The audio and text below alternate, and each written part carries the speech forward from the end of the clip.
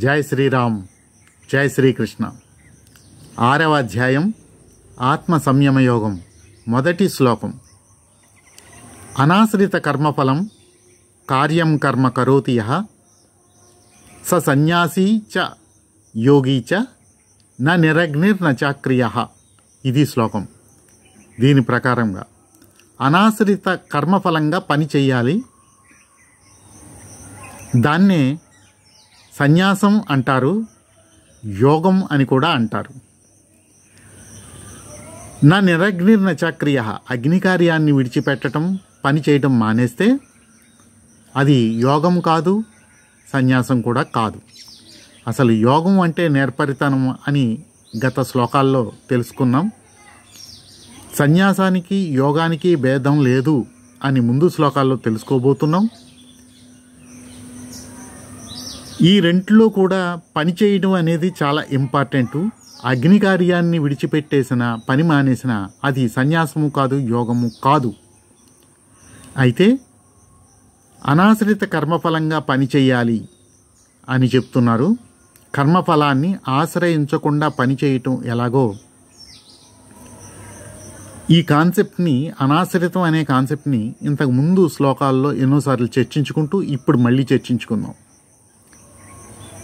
శ్రీరామకృష్ణ ప్రభ అని ఒక మాసపత్రిక 20 సంవత్సరాల క్రితం వచ్చిన పత్రికలోను ఒక చిన్న వ్యాసాన్ని నేను బాగా గుర్తుపెట్టుకుని, దాని సారం ఇదిగో ఇక్కడ ఈ శ్లోకాన్ని అర్థం చేసుకోవడానికి బాగా ఉపయోగపడుతుంది అని చెప్పి ఇక్కడ నేను ఉదహరిస్తున్నాను.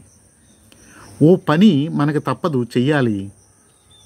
ఆ పనిని చూసే దృక్కోణంలో 3 రకాలుగా ఉంటుంది అని చెప్పారు. ఉదాహరణకి పిల్లల్ని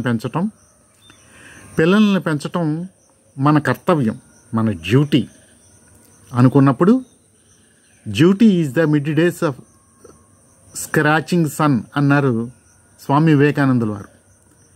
డ్యూటీ, కర్తవ్యం అనేది మిట్ట మధ్యాహ్నపు సూర్యుడులాగా చిటపటలాడిస్తూ ఉంటుంది. అదే పిల్లల్ని పెంచడం అనేది మన రెస్పాన్సిబిలిటీ అయినప్పుడు, మన బాధ్యత అయినప్పుడు, డ్యూటీ కన్నా ఈ రెస్పాన్సిబిలిటీ కొంచెం బెటర్ పొజిషన్.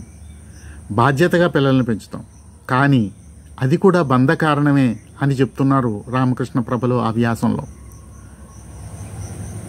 ఎలా అంటే మనం బాధ్యతగా పిల్లల్ని పెంచుతాం, అందులో డ్యూటీని అపిలికపిలి చేస్తూనే ఇది నా బాధ్యత అని చేస్తాం. కానీ ఫలితంలో దగ్గరికి వచ్చేటప్పటికి పిల్లలు అభివృద్ధి చెందవచ్చు, చెందకపోవచ్చు.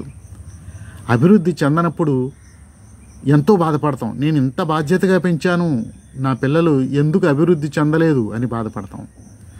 ఒకవేళ అభివృద్ధి చెందారు, ఇదిగో నేను ఇంత బాధ్యతగా పెంచాను కాబట్టి నా పిల్లలు ఈరోజు అభివృద్ధిలో ఉన్నారు అని గర్వపడుతూ బంధ కారణాన్ని మనం మీదేసుకుంటాం. ఈ 2 కూడా బంధ కారణాలే.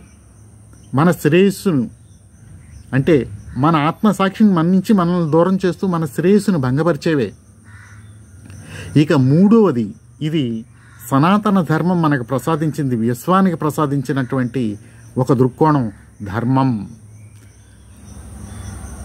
సత్యం త్వర్తేన పరిశించామి, ప్రతి పూజలోనూ కూడా ఆచార్యులు వారు చెప్పే మంత్రం ఇది.